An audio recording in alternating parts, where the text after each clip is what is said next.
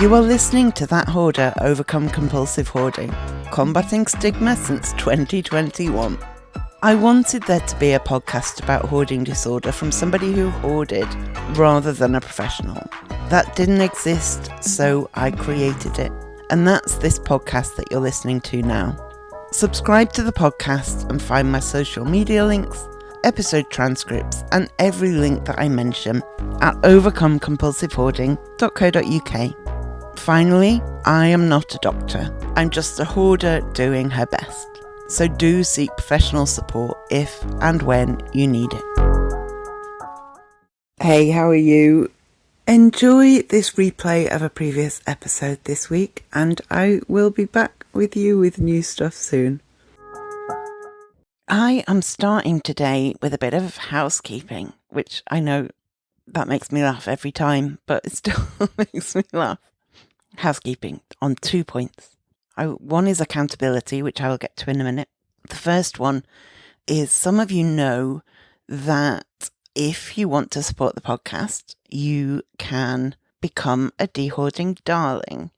And if you do, you get a monthly extra post, like a written blog post almost, that's got a bit of an update from me and some suggestions and recommendations and stuff. But extra. I've had a new idea and I think it's a good one. From now on, I'm also going to be asking every interviewee an extra question, a different kind of question, not about hoarding, more about themselves. And their answer to that question will only be available to the dehoarding darlings. So when I interviewed Jan in March, I asked her one of these additional questions, and that will be available in April's dehoarding darling post. So whenever there's an interview from now on, that's going to happen. If I go a month without interviewing anybody, obviously that won't be a feature, but you will still get the monthly update with recommendations like extra podcast episodes you might want to listen to, a song, and an extra top tip.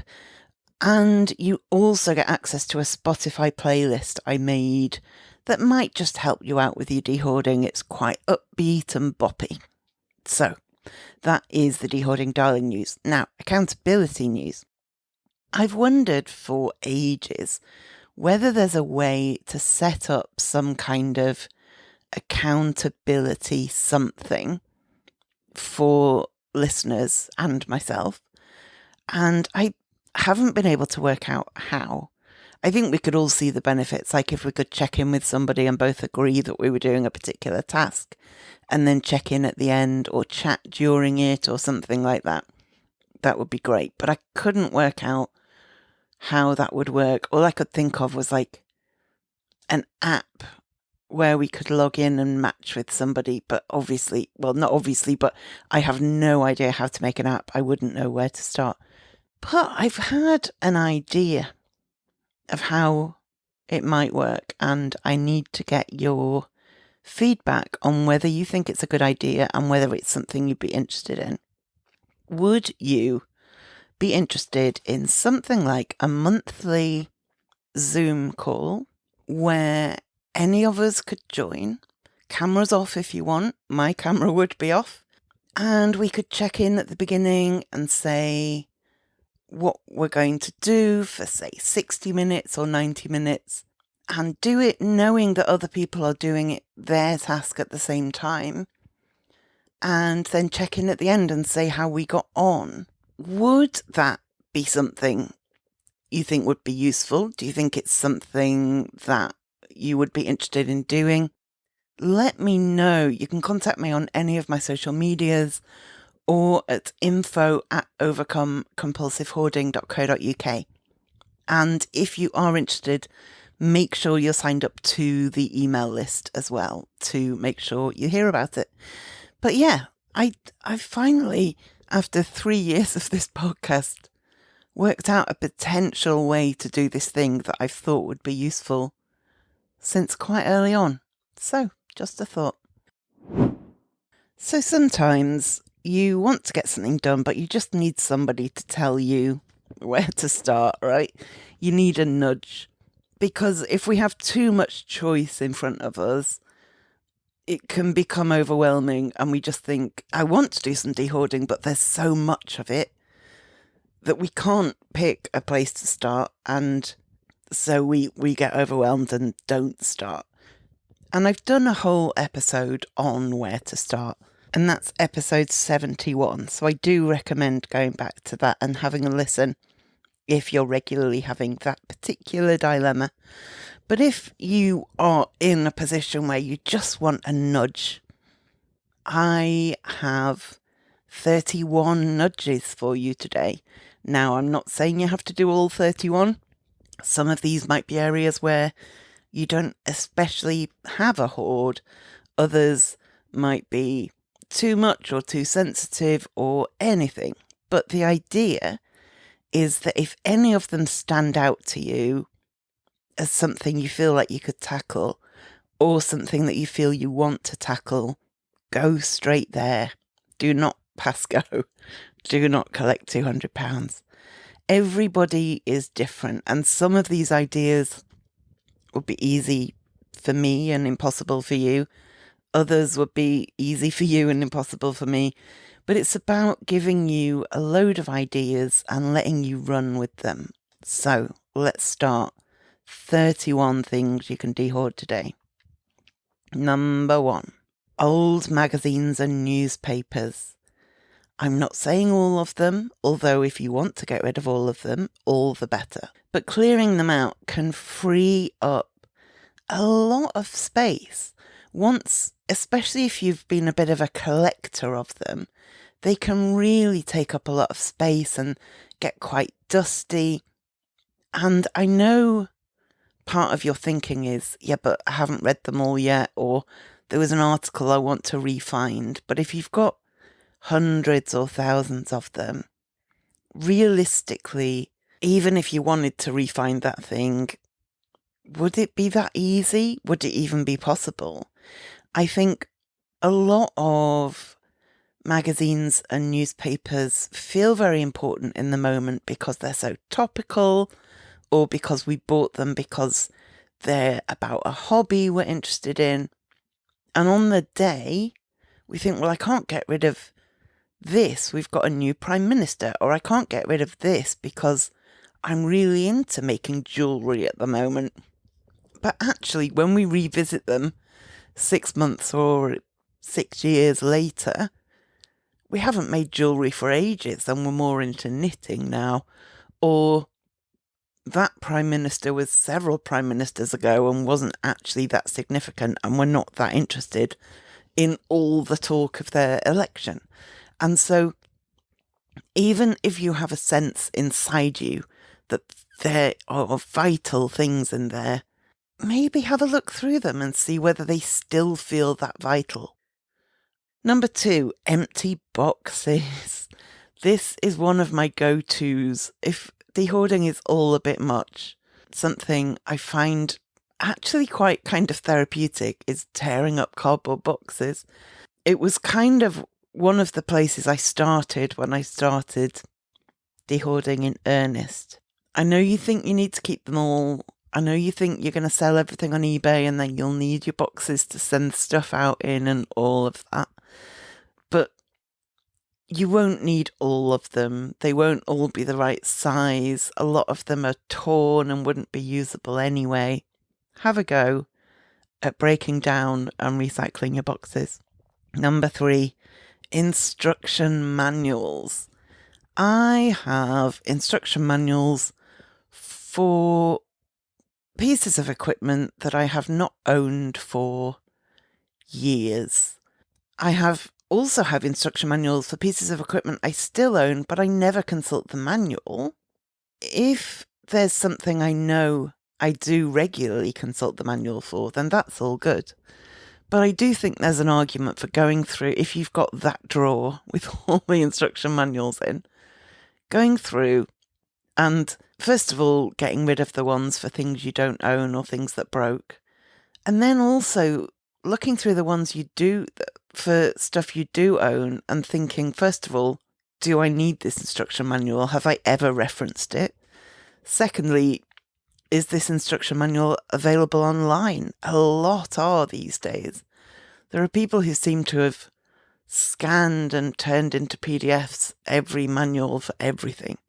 So you may not need instruction manuals to take up quite so much drawer space as they currently do. Number 4, and this is one I need to listen to my own advice on. Cables and chargers, especially ones you haven't used for some time. Cords, cables, flexes, whatever you call them. We all accumulate them over years and years and years. And even when we get rid of, say, a video player, we think, oh, I better keep the cord because maybe my next video player won't come with a cord. But then it's 2024 and you don't have a video player, but something in you goes, yeah, I better keep it just in case, which is fine if it was one cord. But we have had decades now of relatively easy access to electronics, and I'm reasonably confident that you, like I, am somewhat overrun with chargers and cables. I periodically try and tackle some of them, and I always end up thinking, and so I am giving you the advice to sort through your cables and chargers while knowing that it's something I'm very, very bad at. Do remember when you're getting rid of electronics, if you can recycle them, that is much, much, much better, especially if it's something that contains a battery, which may be the case for suggestion number 5, which is outdated electronic devices. So have you got an old iPod that hasn't charged for 15 years? Have you got a box of old phones? Have you got broken video players that haven't worked since 1974? You can clear quite a lot of space by getting rid of a lot of these devices, these gadgets that you just don't use anymore. Again, they can be recycled, and unless you're the kind of person who enjoys taking these things apart and learning about them, or taking these things apart and repairing them, you probably won't miss them. And when I say the kind of people who take these things apart, I mean the kind of people who actually take these things apart, not the kind of people who think they will but never do. Number 6, I have been working on this one. Tupperware without lids, or lids without Tupperware. When everything is mismatched, you can feel like you've got loads and loads and loads of it, but if you can't find the right lid for the right bottom, you can't really use it as it's intended. So something I did a while ago was I made myself match up all my Tupperware with all of its lids and store it with the lid on.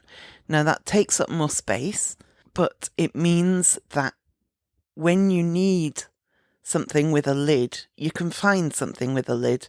And when you've spent a few days or a few weeks matching up bottoms with lids, you might then feel confident to get rid of the lids that don't have a bottom or the bottoms that don't have a lid. Number 7 is an important one. The thing to get rid of is medication that is out of date. The thing with medication that is out of date is you do not know what you're dealing with. In some cases, it doesn't work past its date. In some cases, it can be quite dangerous if it's past its date. And in some cases, it might be absolutely fine after it's past its date. The thing is, you don't know which is which. And if there's one thing you really can't mess about with, it's expired pills and potions and capsules and powders. Take them back to the pharmacy to make sure that when you do have a headache and need some paracetamol, then you can go straight to where the paracetamol lives and know that the packet you get out will be safe and in date. Slightly related to that is cosmetics that are old. We're told to throw out makeup, for instance, after a certain amount of time. And I was never quite sure whether that was just something the beauty industry told us so that we'd buy more. But when you think about it, if you're smearing something on your lips or on your eyes, you really don't want it to be overgrown with bacteria and molds and all sorts of grossness. If you've had your mascara for years, throw it in the bin. If you've had your lippy for years, throw it in the bin. Think especially about free samples as well. I love a free sample, but I virtually never use a free sample. I like collecting them. I like taking them. I feel like I've won. And then I get home and I think, that shower gel sachet isn't enough for a full shower. Or that perfume sample is not a perfume I even like. I just got excited because it was free. I have seen some charity shops who just have a basket of those kind of samples, dozens or hundreds of them, and they're all just 10p each. And so somebody who does use that brand can get a little top up. Mostly, I'm not sure. So it may just be that they're destined for the bin, which is a shame. But the responsibility for that waste and that plastic is on the company that manufactured 10 million tiny sachets of shampoo, not on you. Because be honest with yourself. Do you use them? If you genuinely do, actually do, rather than think you will, then that's all good. But try and be really honest with yourself, because I know I very rarely use them, and they can go in the bin. I had the same dilemma with things like sun cream as I had with makeup. When they say you've got to replace your sun cream every year, I just thought, is that just the sun cream manufacturers saying that so you'll buy more sun cream? But as somebody who sunburns easily, it's not a risk I'm willing to take. I don't want to mess about with sunburn. It's not good for you. And if you've got, especially if you find sun cream or sunscreen from 10 years ago, just get rid of it. It's no use to you. It's no use to you. You need to protect yourself from the sun, and messing about with things that have separated and the chemicals have gone bad does nobody any good. Thing number 9 that you might want to dehoard today. This could be a tough one. This would be a tough one for me, but I'm improving on it. Old greetings cards. Now, I had a thing for a long time where I wouldn't throw away a greeting card in case that person died and that was the last thing I had from them with the handwriting on. And, as somebody who's been recently bereaved, that feels so important.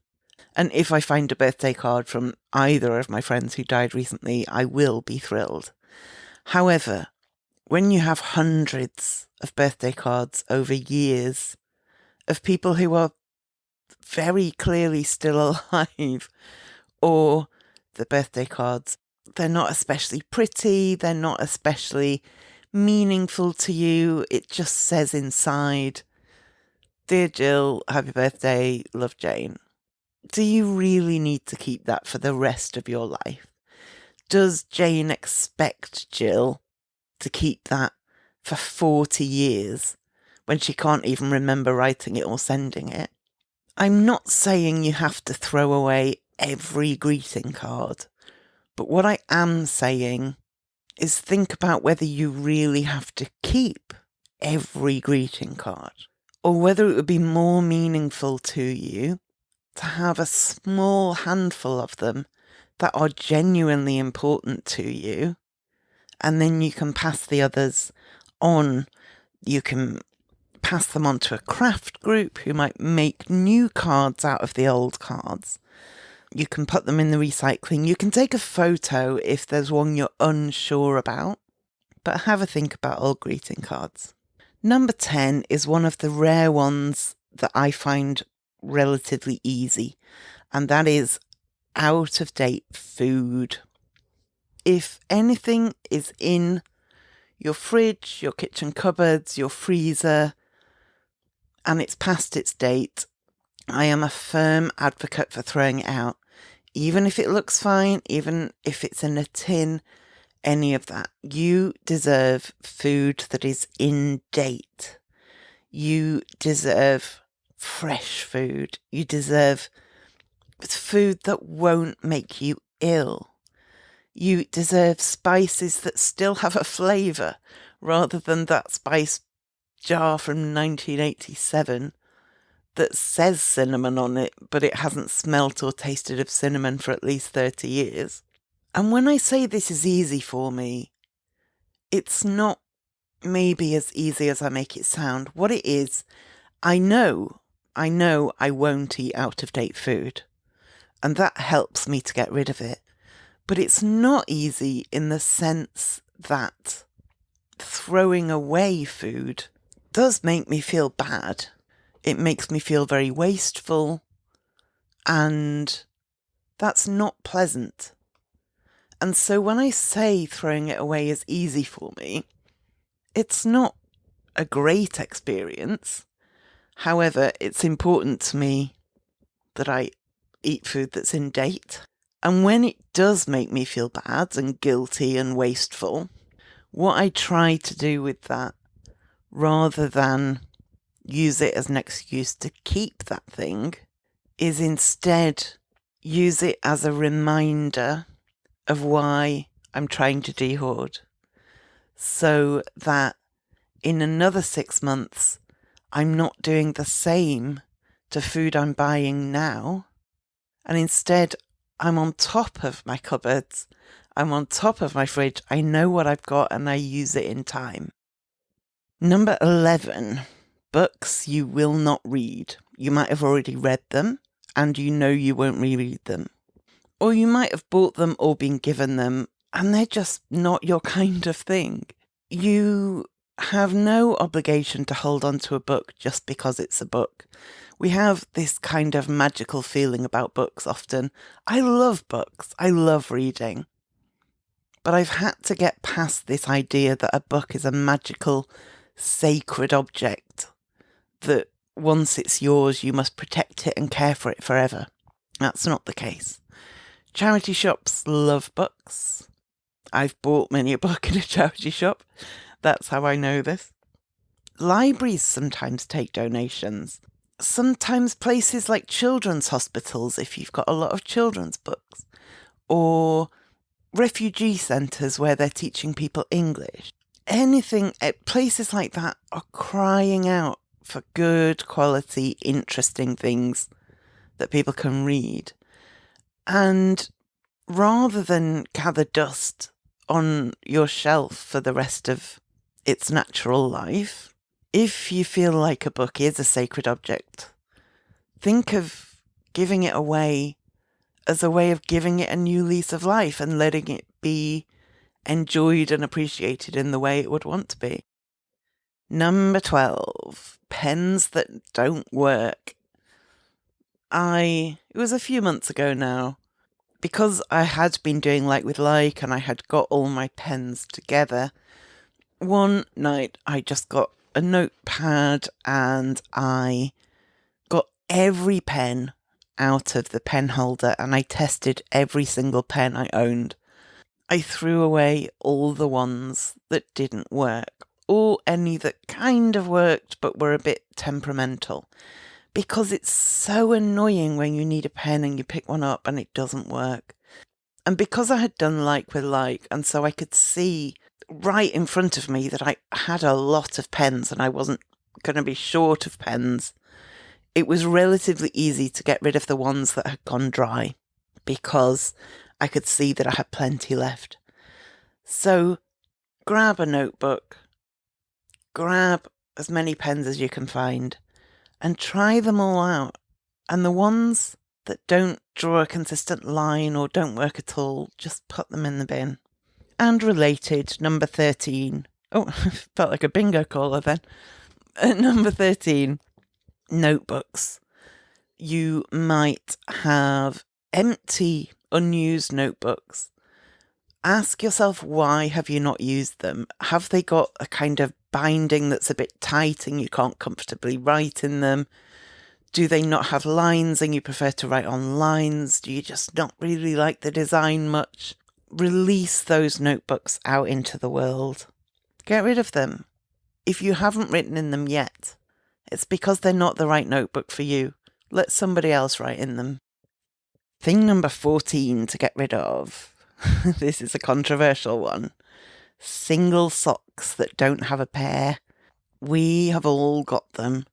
You don't have to be a hoarder to have socks that suddenly have no matching other half. And we feel a sense of responsibility for keeping them because we feel like at some point the other half will show up. But they just don't. They just don't. And if you've already got a lot of socks, I mean, how many pairs of socks does one person really need? You don't need 49 single socks in your life. You don't. The only reason to keep them is if you are already the kind of person who likes wearing unmatching socks. If that's something you already do, you quite like the look of having one red one and one blue one, then great, carry on. Carry on. You're living your best life, and I appreciate it.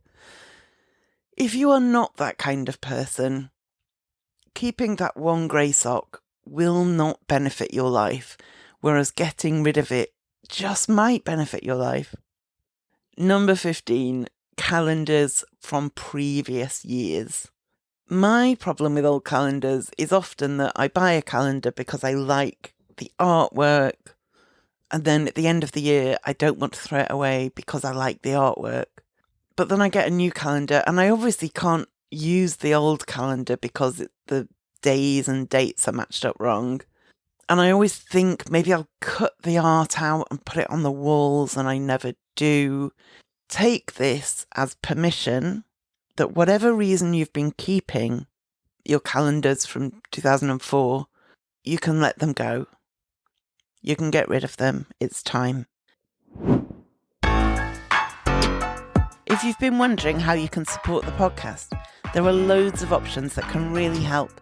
These include donations, but if that's not something you're able to do, you can also help by leaving a review, sharing the podcast on social media, linking to the podcast from your website, or following me on social media.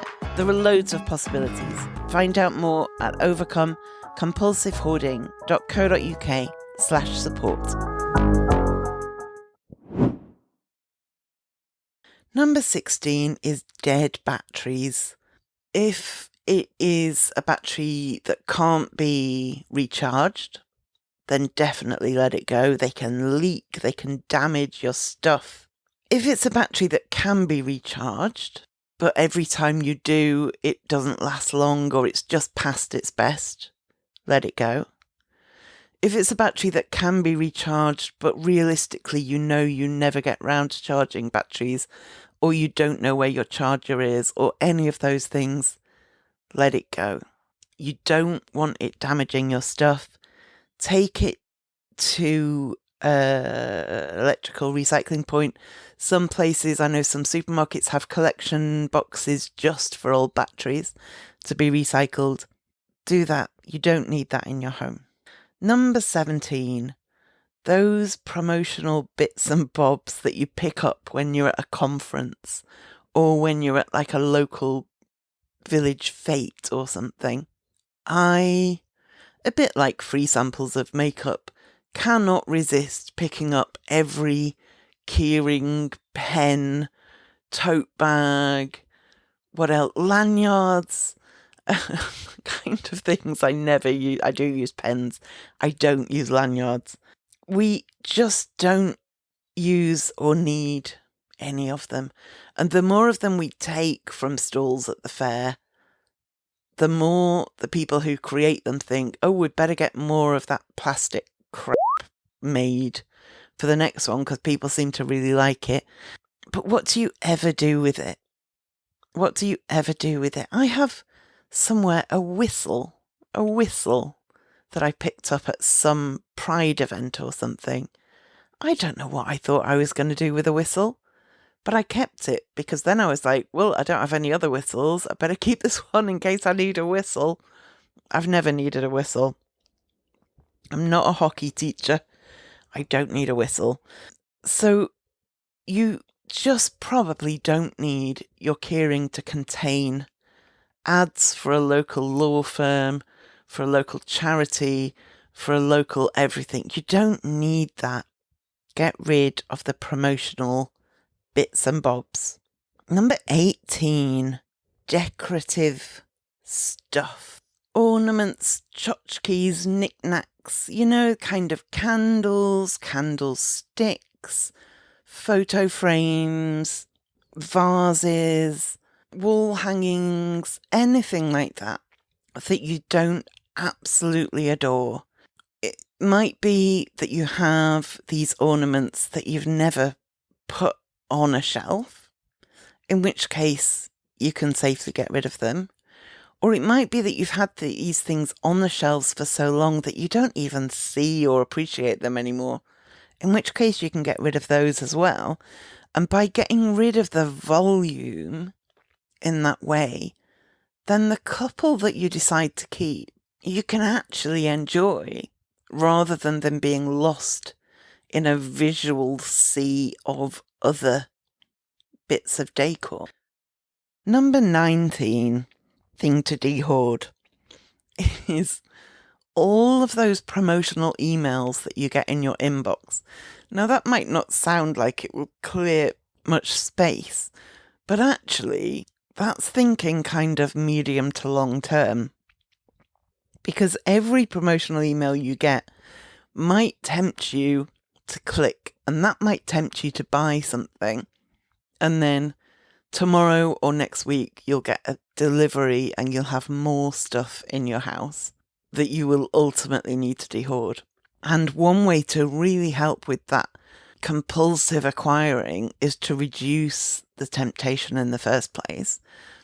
And so unsubscribing en masse, if you can, from all of those salesy emails could just do you the world of good. And, make your inbox less horrifying when you open it up. Thing number 20, duplicate kitchen utensils.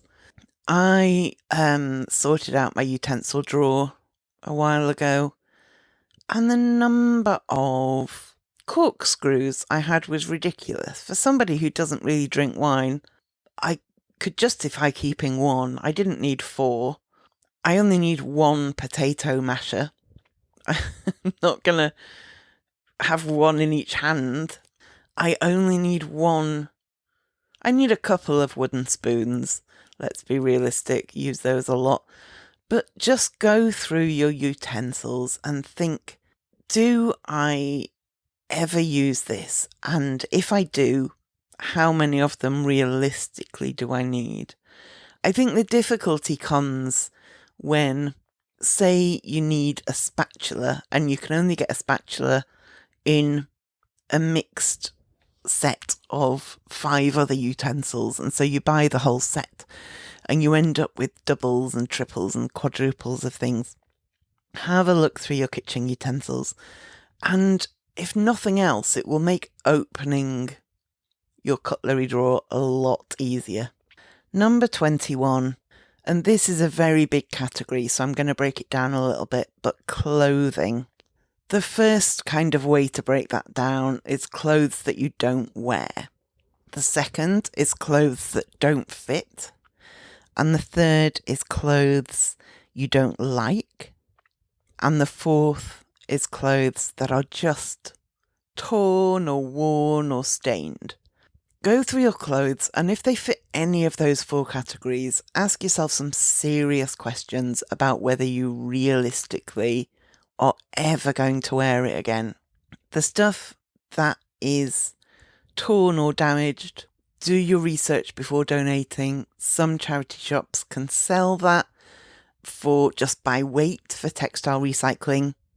Some have to dispose of it themselves, which costs them money. So if you are getting rid of things that are damaged always check with the recipient whether that will earn the money or take money away from them. The things that are good, but just not your style anymore, or were 3 sizes ago, let it go. Category number 22 is jewellery. Whether it's stuff you don't like, whether it's stuff that's broken, whether it's stuff that you just don't wear.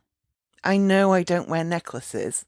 I know that. And so when I come across a necklace, I might really like it, but I have to remind myself that I won't ever wear it. And that makes it easier to get rid of. Try and look at your jewellery with as an objective eye as possible and see what you can get rid of. You might want to give it to kids to play dress up with. If it's in good condition, donate it. Sometimes it just has to go in the bin. Sometimes it can be taken apart and sent to a craft club who can use the beads. But try and take a step back from your emotions and look at your jewellery and see what you really want to keep and what you will realistically wear. Category number 23 is kitchen appliances you no longer use. I'm talking bread makers, slow cookers, juicers, any of those things that you bought and maybe you used for a while, maybe you never did, but you know you don't use it now and you haven't used it for a long time.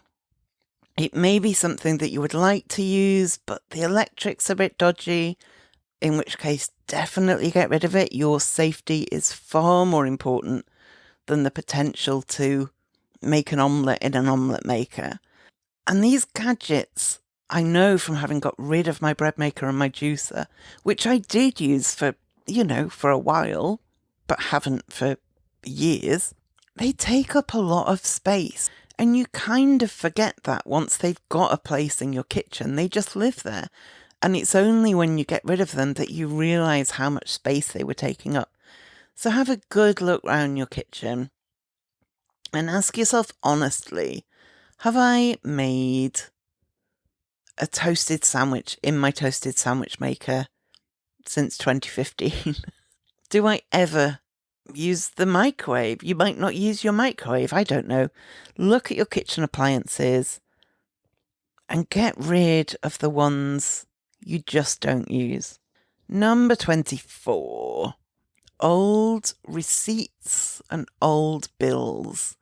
You probably have piles of paper with a gas bill and a bank statement and a receipt from when you bought your fridge and a receipt from when you bought a block of cheese, all mixed together.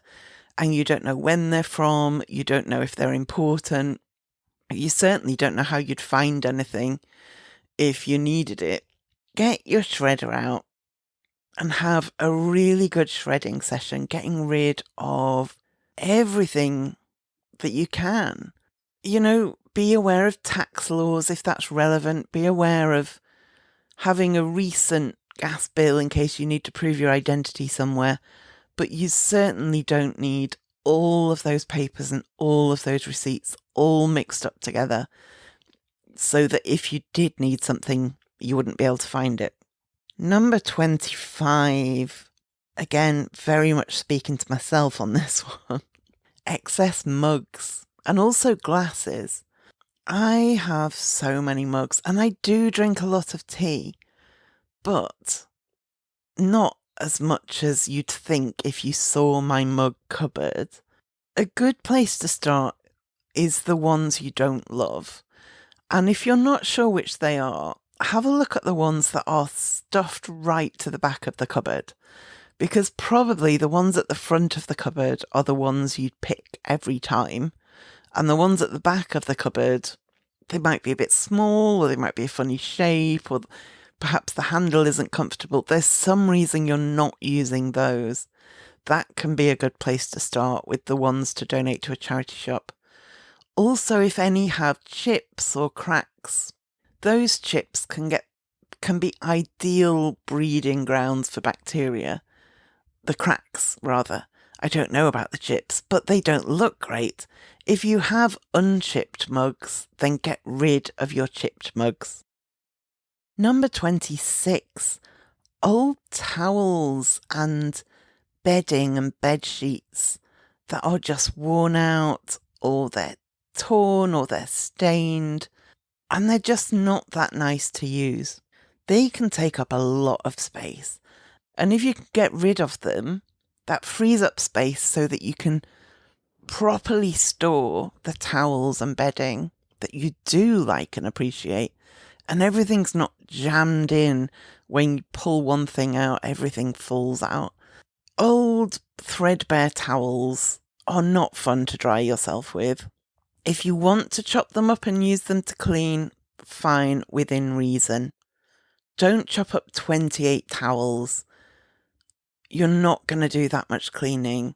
Certainly not enough to warrant that much storage space for dish rags that you can buy for pennies. See how ruthless you can be with your old towels. Number 27. Look at the decorations you've got for Christmas, for Easter, for Eid, for whatever annual celebrations you partake in. I've never been someone who decorates for Christmas or for Easter, but I have friends who do. And the amount of tat they buy every year often really adds up. So try and look dispassionately at your Easter decorations, your holiday decorations, your Christmas stuff. Do you really need all of it? Is there any of it that you tend to leave in the box because you don't love it? Get rid of it. So number 28, unused stuff related to hobbies. A lot of us love a particular thing for a while and then go off it. And we don't want to get rid of that stuff because we spent a lot of money on it and we don't know if we're going to get back into that thing. But if that happens to you quite frequently, then you end up surrounded by the remnants of hobbies past. And that's not practical for day-to-day living. So look at stuff from hobbies you used to have and see what you can downsize. Also have a look at stuff from hobbies you currently have, but that just isn't your favourite stuff. Maybe you like making birthday cards from scratch, but there's just a particular kind of paper that you bought a certain amount of and you just don't like what it's like working with it. You can get rid of it. Have my permission.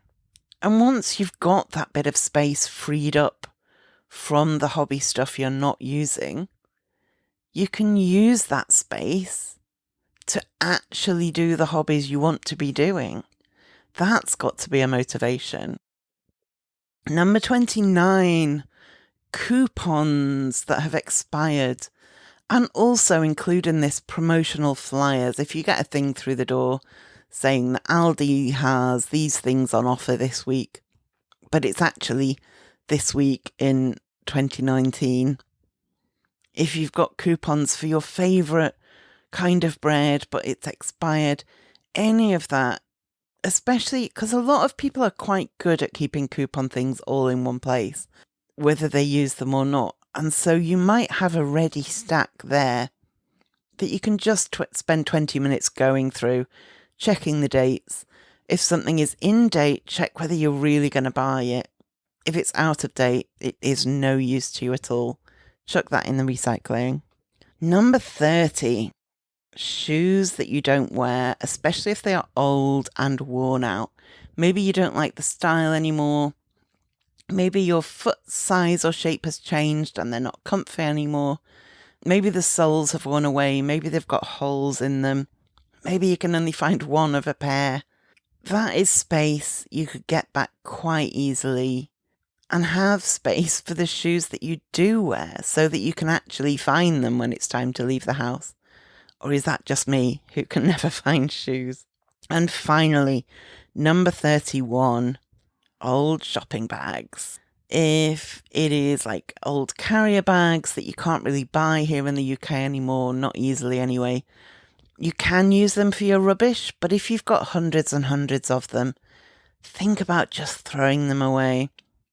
Replacing them with reusable shopping bags is good, but be careful that you don't end up with dozens or hundreds of reusable shopping bags instead. Just because they are reusable and they're marketed as like the environmental option, they're not the environmental option if you buy 2 or 3 every time you go to the supermarket. That's just overconsumption again, isn't it? And of course, sometimes we forget our reusable bags when we go shopping, but we still don't need hundreds and hundreds of them. So have a look at your shopping bags. Throw away any that are torn or dirty. And of the rest, you could give some to a charity shop, not to resell, but to give to customers to carry their stuff away in. Similarly, food banks often really benefit from proper reusable, decent quality bags. You don't need them all, I promise you, you don't. So that is 31 potential places to start your dehoarding. Have any of them sparked an idea in you? Have any of them given you a thought of, yeah, maybe I could do that. Let's give it a go. Then in that case, give it a go. Let's talk secrets. I keep my hoarding secret, and I often wonder about the effect that these secrets and this shame have on us and on mental health. To start breaking the taboo, I want to hear your hoarding secrets to discuss anonymously on the podcast.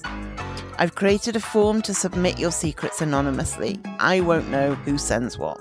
If you want to tell me your secret for a potential future episode, go to overcomecompulsivehoarding.co.uk/secret.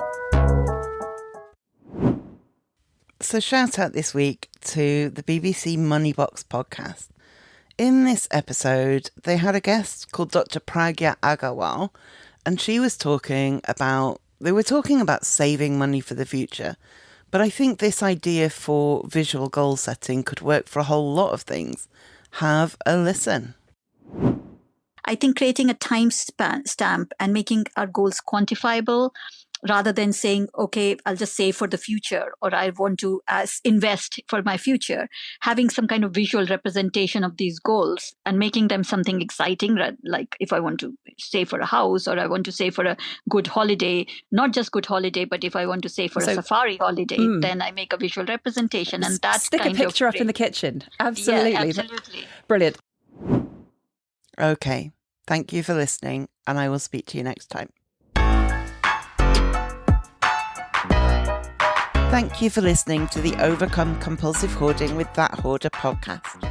You can find more online at overcomecompulsivehoarding.co.uk. You can find me on Twitter at That Hoarder and on Facebook at Overcome Compulsive Hoarding with That Hoarder. To find out more about how you can support the podcast and the overall project, go to overcomecompulsivehoarding.co.uk/support and do subscribe to the podcast to make sure you don't miss any future episodes. There may be links in this podcast that earn me money. This doesn't come at any extra cost to you if you ever make a purchase through the links, and it helps to support the future of the podcast.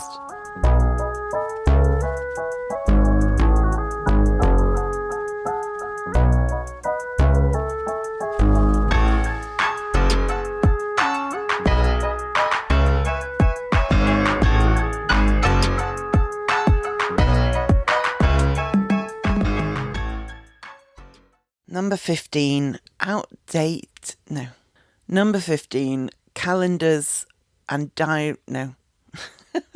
Number 15, calendars from previous years.